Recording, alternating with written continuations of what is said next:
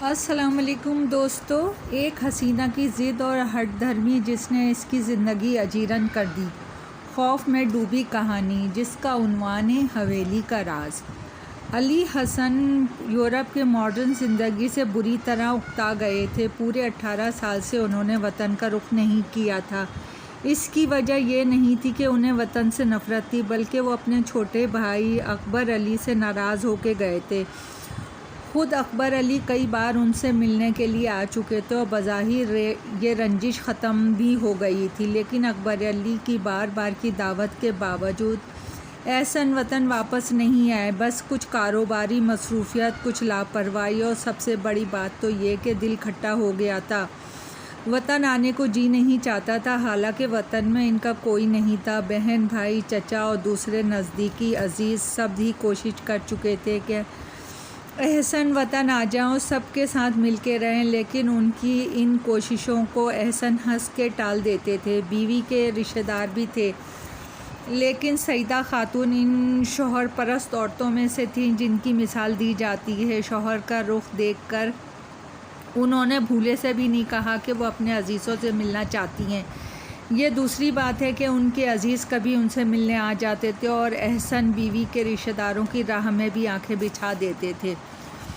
سعیدہ کے عزیز اتنے مالدار نہ تھے کہ جلدی جلدی ان سے ملنے آتے رہتے۔ کبھی کبھار سعیدہ خاتون کے دل میں ہوک اٹھتی تھی، لیکن کیا مجال کہ شوہر کو احساس بھی ہو جائے۔ نویرہ 2 سال کی تھی جب وہ اپنے وطن سے یہاں آئے تھے، اور اب نویرہ ماشاءاللہ 20 سال کی ہو چکی تھی۔ بے حد ذہین، شوق و پڑھنے میں تیز تھی۔ وہ یورپ کی پروردہ تھی اور یہی ماحول اس نے اپنایا ہوا تھا، جبکہ علی حسن کا گھرانہ ان کے شہر کے گنے چنے شریف لوگوں میں شمار ہوتا تھا۔ سعیدہ بیگم کو بیٹی کی بعض عادتوں پہ اعتراض تھا، لیکن علی احسن کہتے تھے کہ جیسا دیس ویسا بھیس، حالانکہ وہ خود بھی اس دیس کے بھیس کو پسند نہیں کرتے تھے۔ نویرہ تیز ترار ضرور تھی، لیکن خود علی احسن لاکھ کوشش کے باوجود اس کے کردار کی کوئی خامی نہیں تلاش کر سکے تھے۔ تاہم وہ کبھی کبھی دبی زبان سے بیٹی کو نصیحت ضرور کرتے تھے کہ وہ اسے بتائے کہ ان کے گھر کی عورتیں کس طرح رہتی ہیں اور ان کے کردار کیا ہیں۔ تو نویرہ کہتی، لیکن پاپا میں تو ان کی طرح کس طرح رہ سکتی ہوں، مجھے کیا معلوم وہ کیا کرتے ہیں۔ پاپا کبھی ان لوگوں سے ملنے چلیں نا، میں نے عجوبوں کو دیکھنا چاہتی ہوں۔ اور ایسے موقعوں پر علی احسن لاجواب ہو جاتے تھے۔ بات درست ہی تھی، نویرہ جس ماحول سے واقف ہی نہ تھی، اسے اپنانے کی کوشش کیسے کر سکتی تھی۔ علی احسن کو بیٹی کے رشتے کی فکر بھی تھی۔ یہاں یورپ میں بھی انہیں اچھے رشتے مل سکتے تھے، لیکن یہاں کے نوجوان طبقے سے وہ اچھی طرح واقف تھے۔ اول تو ان کے وطن کے نوجوان یہاں آتے ہی بدیسی لڑکیوں کے لیے تھے، یہاں رہ کر بھی وہ بدیسی لڑکیوں کو کیسے اپنا سکتے تھے بھلا؟ کہاں یورپ کی رنگین تتلیاں، مشرق کی پھوڑ عورتیں، چنانچہ وہ بیٹی کے سلسلے میں پریشان تھے۔ ان کی خواہش تھی کہ ان کے وطن سے انہیں کوئی رشتہ ملے۔ پھر جب اکبر علی نے اپنے دوست شمشاد کا تعارف ان سے کروایا تو شمشاد کی خاندانی شرافت اور خاندانی حالات سے بہت متاثر ہوئے۔ اکبر علی شمشاد کے ساتھ یورپ آئے تھے۔ شمشاد کو چھاپا خانے کی کچھ مشینیں خریدنا تھیں۔ پھر اکبر علی نے وطن جا کر علی احسن کے بارے میں شمشاد کے تاثرات لکھے۔ وہ یورپ میں رہنے کے باوجود علی احسن کے اخلاق سے بہت متاثر ہوا تھا، اور اس نے اکبر علی سے کہا اگر علی احسن برا نہ محسوس کرے تو اپنے بیٹے منصور کا رشتہ ان کی بیٹی نویرہ کے لیے دینا چاہتا تھا۔ اکبر علی شمشاد کی اس خواہش کے ساتھ ساتھ شمشاد کے مفصل حالات لکھے تھے۔ اس نے منصور کے بارے میں بھی تفصیل سے لکھی تھی، جس میں بتایا تھا کہ منصور انتہائی مہذب، اعلیٰ تعلیم یافتہ، ذہین نوجوان ہے۔ باپ کے پورے کاروبار کو اس نے سنبھال رکھا ہے اور خود کو اکبر علی ان لوگوں سے پوری طرح مطمئن ہے۔ بہرحال اس خط نے احسن کو کافی حد تک متاثر کیا تھا۔ اول تو ایک طویل عرصہ گزر چکا تھا، وطن آئے ہوئے اکبر علی سے جو رنجش تھی وہ اب صرف ایک بہانہ رہ گیا تھا۔ آخر بھائی تھا، پھر وہ بوڑھے بھی ہو گئے تھے۔ نویرہ کو اپنے خاندان کی ضرورت تھی، ورنہ کل کلا کو آنکھ بند ہو گئی تو وہ اپنے خاندان کے لیے اجنبی بن کے رہ جائے گی۔ چنانچہ احسن سوچ رہے تھے کہ انہیں زندگی ہی میں بیٹی کو خاندان سے متعارف کروا دیں۔ انہیں یورپ کی برہنگی پسند نہیں تھی، لیکن اس وقت تک انہوں نے کوئی توجہ نہیں دی جب بیٹی جوان نہ ہوئی۔ اب وہ نویرہ کے عجیب و غریب لباس سے پریشان ہو گئے تھے۔ وہ خاندان جس کی پرچھائیاں بھی نہ غیر دیکھ پاتے تھے، لیکن علی احسن کے پڑوسی تک نویرہ کے جسم کے ہر حصے کا نام بتا سکتے تھے۔ اور یہ صورتحال انہیں خاصا متاثر کر رہی تھی۔ اوپر سے شمشاد کا پیغام، بیٹی کے لیے ایک اچھا رشتہ مل رہا تھا۔ چنانچہ اس بار اپنی لاپرواہیوں کو تھوڑا سا سمیٹ لیا اور آہستہ آہستہ وطن واپس آ جانے کے انتظامات کرنے لگے۔ پھیلے ہوئے کاروبار کے لیے مناسب منتظم مقرر کیے۔ یہ سب کام آہستہ آہستہ ہو رہے تھے۔ وہ اپنے کاہل پن کا کیا کرتے، لیکن اس دن تمام کاہلی دور ہو گئی جب انہوں نے اپنی بالائی منزل کی کھڑکی سے ایک کار اپنی کوٹھی کے سامنے رکتے دیکھی۔ اس کار سے نویرہ اتری، اس کے ساتھ ایک مقامی نوجوان بھی تھا۔ نوجوان نے نویرہ کے دائیں رخسار پہ بوسہ کیا اور ہاتھ ہلاتا ہوا کار میں جا بیٹھا اور پھر آگے کار بڑھا دی۔ علی احسن سکتے میں رہ گئے۔ وہ 3 گھنٹے تو ان کے حواس ہی میں قابو میں نہ آئے۔ پھر کھانے کی میز پر انہوں نے نویرہ سے اس کار کے بارے میں پوچھا۔ خراب ہو گئی تھی پاپا، میں نے ورکشاپ فون کر دیا ہے، وہ لے گئے ہوں گے۔ تم کس طرح واپس آئیں؟ انہوں نے برہمی سے پوچھا۔ جسیم چھوڑ گیا تھا، میرا دوست ہے، بڑا سویٹ لڑکا ہے، کبھی آپ کو اس سے ملواؤں گی، نویرہ نے مسکراتے ہوئے کہا۔ اور احسن سوچ میں پڑ گئے، غلطی انہی کی تھی، جیسا دیس ویسا بیس۔ لیکن ان کی کاہلی اسی دن دور ہو گئی اور تیسرے دن انہوں نے اعلان کر دیا کہ وہ 2 دن کے بعد وطن واپس چل رہے ہیں۔ نویرہ اس خبر سے بے حد خوش ہوئی اور سعدیہ کے بدن میں تو جیسے کسی نے نئی روح پھونک دی۔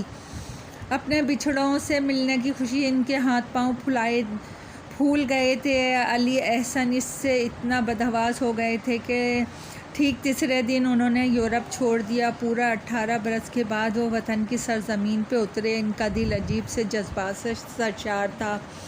وطن کی محبت پوری قوت سے امڑ آئی تھی۔ انہوں نے اپنے شہر کا ذرہ ذرہ پیارا لگ رہا تھا۔ انہوں نے کسی کو اپنی آمد کی اطلاع بھی نہیں دی تھی۔ ایک دم گھر پہنچے تو سب بھوچاک رہ گئے اور پھر تو خاندان بھر میں کوہرام مچ گیا۔ پورے خاندان نے حملہ کر دیا اور اکبر علی کی کھوٹی میں تل دھرنے کی جگہ نہ رہی۔ ہفتوں یہ طوفان برپا رہا۔ سعدیہ خاتون کے غریب لیکن باوقار عزیز بھی ان سے ملنے آئے اور خود وہ بھی ابھی کہیں نہ جا سکی تھی۔ اور نویرہ، وہ تو سب کے لیے کھلونا بنی ہوئی تھی۔ اس کے ہم عمر لڑکے لڑکیاں تو اس پر فدا تھے۔ اس کی باتیں ان سب کے لیے عجیب تھیں اور وہ نویرہ کے لیے تماشا۔ بہرحال وہ ان میں بہت خوش تھی۔ علی احسن کو احساس تھا کہ انہوں نے بیوی کو پورے 18 سال اس کے عزیزوں سے دور رکھا، اس لیے انہوں نے سعدیہ کو آزادی دے دی تھی کہ وہ جب تک چاہیں اور جہاں چاہیں رہیں۔ نویرہ البتہ ددیال والوں کے ہاتھوں ہی میں رہی۔ اس طرح 3 ماہ گزر گئے۔ اکبر علی کے لاکھ منع کرنے کے باوجود علی احسن نے شہر میں خوبصورت کوٹھی خرید لی۔ اپنے مزاج کی وجہ سے مستقل اکبر علی کے ساتھ نہیں رہ سکتے تھے۔ کوٹھی خریدنے کے بعد انہوں نے کاروبار کی طرف توجہ دی۔ اکبر علی نے جائیداد کی تفصیلات اور حسابات پیش کر دیے۔ فرمانبردار بھائی نے ان 18 سالوں کا ایک ایک پیسے کا حساب صاف رکھا تھا، جس سے علی احسن بہت متاثر ہوئے۔ تم میرے بیٹے ہو اکبر علی، مجھے اور شرمندہ نہ کرو، انہوں نے بھررائی ہوئی آواز میں کہا۔ پھر وہی جائیداد کے بارے میں بات ہونے لگی اور اس میں جمال پور کا ذکر آیا۔ ارے ہاں، جمال پور کی حویلی کا کیا کیا، اس سے معدم کروا دیا؟ علی احسن نے پوچھا۔ میں آپ کی اجازت کے بغیر یہ گستاخی کیسے کر سکتا تھا بھائی صاحب؟ اکبر علی نے جواب دیا۔ اوہو، تو گویا وہ پراسرار حویلی اسی طرح قائم ہے، مگر اس کا کیا کیا جائے، طویل عرصے سے بیکار پڑی ہے۔ ایک بار میں نے سوچا تھا بھائی صاحب کہ اسے توڑوا کر گیسٹ ہاؤس بنوا دیا جائے، خوبصورت علاقہ ہے، کبھی کبھی وہاں چلے جایا کریں گے۔ عمدہ خیال تھا۔ پھر خاندان بھر کے بزرگوں نے اس خیال کی مخالفت کی۔ انہوں نے کہا کہ اسے نہ چھیڑا جائے، وہ ہماری پشتی جاگیر ہے، نہ جانے ہمارے خاندان کے کتنے راز اس میں دفن ہیں۔ اور میں بہرحال اس سے اختلاف نہ کر سکا۔ ہاں بھائی یہ درست ہے، بہرحال پڑے رہنے دو۔ ارے ہاں، اس سانپ کا کیا حال ہے؟ کیا وہ اب بھی وہاں موجود ہے؟ 10 سال سے حویلی بند پڑی ہے اور کوئی وہاں گیا ہی نہیں۔ ویسے 10 سال پہلے رحیم خان نے اسے دیکھا تھا۔ وہ بھی عجوبہ ہے، مشرق میں ان پراسرار روایات کے علاوہ کیا رکھا ہے؟ کون سی پراسراریت پاپا؟ نویرا نے دروازے سے داخل ہوتے ہی پوچھا۔ مختلف روایات ہیں۔ کیا تم نے عجیب باتیں نہیں محسوس کی نویرا؟ علی احسن مسکراتے ہوئے بولی۔ بیٹی کی کایا پلٹ ہے سے وہ بہت خوش تھے۔ یہاں کے ماحول نے اس کی شخصیت ہی بدل دی تھی۔ تمام نیم عریاں لباس صندوقوں میں بند کر دیے گئے تھے اور اب نویرا غرارہ سوٹ، شلوار قمیض اور بعض اوقات چوڑی دار پاجامے میں نظر آتی تھی، اور ان لباسوں نے اس کے حسن میں چار چاند لگا دیے تھے۔ بہت سی عجیب باتیں پاپا، یہ ملک تو بہت حسین ہے، بہت شاندار۔ میرے بہن بھائی بہت اچھے ہیں۔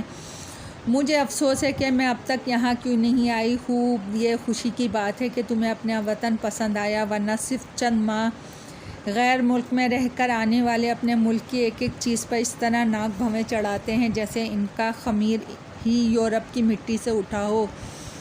آپ کون سی روایات کا ذکر کر رہے تھے پاپا؟ نویرا ابھی اسی بات پہ آ گئی۔ یہاں ایک علاقہ ہے جمال پور، ہماری جائیداد ہے، وہاں ایک حویلی ہے۔ ہماری 4 پشتیں ہماری اس حویلی میں رہی ہیں اور اب 3 پشتوں سے وہ حویلی بند ہے۔ 100 سال پرانی حویلی ہے، لیکن فن تعمیر کا اعلیٰ نمونہ ہے۔ آج بھی اس کی دیواریں اس طرح قائم ہیں جس طرح ہم نے اور ہمارے والد اور دادا نے اپنے بچپن میں دیکھی تھیں۔ ونڈرفل پاپا، میں نے یہاں کی دوسری عمارتیں بھی دیکھی ہیں۔ مجھے حیرت ہے کہ صدیوں پہلے یہ عمارت کس طرح بنائی گئی ہوگی جبکہ اس وقت جدید سہولتیں نہیں تھیں۔ پاپا کیا میں اس حویلی کو دیکھ سکتی ہوں؟ کیا حرج ہے بیٹے؟ کیوں اکبر علی؟ ہاں حرج تو کوئی نہیں ہے، لیکن آپ مذاق اڑائیں گے بھائی جان۔ وہ دراصل کچھ لوگوں کا خیال ہے کہ وہ آصف زدہ ہو گئی ہے۔ آصف کیا ہوتا ہے انکل؟ نویرا نے معصومیت سے پوچھا اور اکبر علی ہنسنے لگے۔ بہرحال نویرا سر ہو گئی کہ وہ اس حویلی کو ضرور دیکھے گی، اور اکبر علی نے وعدہ کر لیا کہ وہاں ضروری انتظامات کروانے کے بعد اسے بھیج دیں گے۔ 1 درجن ملازمین حویلی کی صفائی کے لیے بھیج دیے گئے، اور پھر 1 ہفتے کے بعد نویرا اپنی چند عزیز لڑکیوں اور ملازموں کے ساتھ حویلی کی طرف چل پڑی۔ سفر کے لیے جیپوں کا انتظام کیا گیا تھا، ساتھ میں صرف بوڑھے اور پرانے ملازم تھے۔ یہاں کے ماحول میں لڑکیاں اور لڑکوں کو آزاد نہ ملنے کی اجازت نہ تھی، اس لیے نویرا کے ساتھ صرف لڑکیاں ہی تھیں۔ حویلی در حقیقت ایک عجوبہ تھی۔ اس کا اصل رنگ غائب ہو گیا تھا اور دیواریں اندر اور باہر سے سیل اور کائی کی وجہ سے سیاہ ہو گئی تھیں، لیکن اب بھی انہیں دیکھ کے ان کی مضبوطی کا اندازہ ہو جاتا تھا۔ نویرا کو یہ پراسرار اور ویران حویلی بے حد پسند آئی۔ وہ اپنی سہیلیوں کے ساتھ اور اس کے ایک ایک حصے کو دیکھتی پھر رہی تھی۔ حالانکہ دوسری لڑکیاں یہاں کے ماحول سے قدرے خوفزدہ تھیں، لیکن نویرا کے لیے یہ ماحول بے حد دلکش تھا۔ وہ یہاں آ کر بہت خوش تھی۔ حویلی کے ایک کمرے میں سب سے مضبوط تھا، ان لڑکیوں کے لیے سونے وغیرہ کا بندوبست کر دیا گیا تھا۔ ملازم اس سے ملحقہ دوسرے کمرے میں تھے۔ دن تو تفریحات اور حویلی کی سیر میں گزر گیا، لیکن رات کا منظر بے حد خوفناک تھا۔ آخری راتوں کا چاند تھا۔ حویلی تاریخی میں بھوتوں کا مسکن نظر آ رہی تھی۔ لڑکیاں جبکہ اپنے بستروں میں گھسی ہوئی تھیں۔ کیا یورپ میں بھوت نہیں ہوتے نویرا؟ ایک لڑکی نے پوچھا۔ چپ رہو نغمہ، خدا کے لیے اس پراسرار اور وحشت خیز ماحول میں تمہیں بھوتوں کی باتوں کے علاوہ اور کچھ نہیں سوجا؟ دوسری لڑکی نے خوفزدہ آواز میں کہا۔ یہ بات نہیں ہے، بھوت وہاں بھی ہوتے ہیں، لیکن وہ بھی وہاں کے انسانوں کی طرح ماڈرن ہوتے ہیں۔ وہ شراب خانوں میں شراب پیتے ہیں، نائٹ کلبوں میں رقص کرتے ہیں اور ریس کورس میں ریس کھیلتے ہیں۔ فرق صرف اتنا ہے کہ وہ شراب کے پیسے نہیں دیتے۔ رقص کرتی ہوئی لڑکیاں ان کے کمر میں ہاتھ ڈالنے میں ناکام رہتی ہیں اور ریس کورس میں ان کا گھوڑا ضرور اول آتا ہے۔ نویرا نے مسکراتے ہوئے کہا۔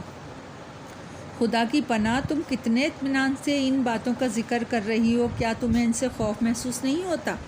دوسری لڑکی نے پوچھا۔ نہیں، بالکل نہیں۔ یہاں کے بھوت کیسے ہوتے ہیں؟ ارے نہ پوچھو، یہ لمبے لمبے دانت، خوفناک سرخ آنکھیں، ننگ دھڑنگ بے ہنگم جسم، بڑے بڑے ہاتھ جن کے ناخن اتنے لمبے ہوتے ہیں کہ نغمہ نے انگلی کی طرف اشارہ سے بتایا۔ نغمہ کی بچی خاموش نہیں رہے گی۔ دوسری لڑکی خوف سے چیخے اور نغمہ ہنسنے لگی، لیکن نویرہ کو ان باتوں سے بڑی دلچسپی محسوس ہو رہی تھی۔ اٹھ کر نغمہ کے پاس پہنچی اور بولی، ڈیئر نغمہ، پلیز مجھے بھوت دکھاؤ۔ ارے باپ رے، یہ ٹیڑھا معاملہ ہے، نغمہ بوکھلا کر بولی۔